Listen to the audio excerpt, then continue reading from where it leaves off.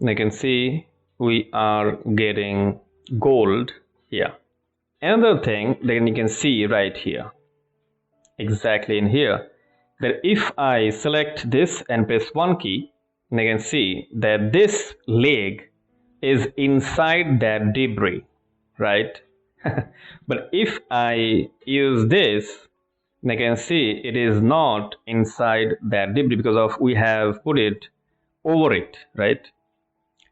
So now we need to think about holdouts, how we're going to make some holdouts in it, right? So how to make holdouts? This is also very easy to do. First thing, just take shuffle node and put it right here. Control, and we can get elbow thing right here. Press Alt and P in order to see the thing. Now we need to have this multimatte 1. Why multimatte 1 we need? You can see we have the mask in here and it is in red color. That means we can put it in red color. Now I know that it is in multimatte 1. You can check it by using this one, this layer contact sheet, and double click, and you can see if I zoom out, multimatte 1 is there. You can see we have this section right here. So this is how you can understand that yes, what do we need? We need this thing only. So this is why you have to use your layer contact sheet in order to search for your actual UVs or passes. Okay, moving on here.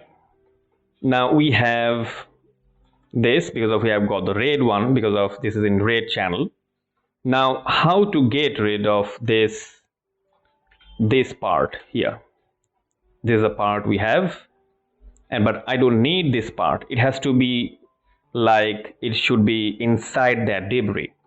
Now press M key and here just see what is going to be happening in here.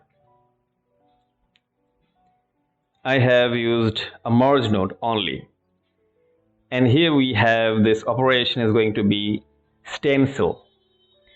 When we are going to use a stencil means is, as you know, that cutting kind of thing, stencils, right?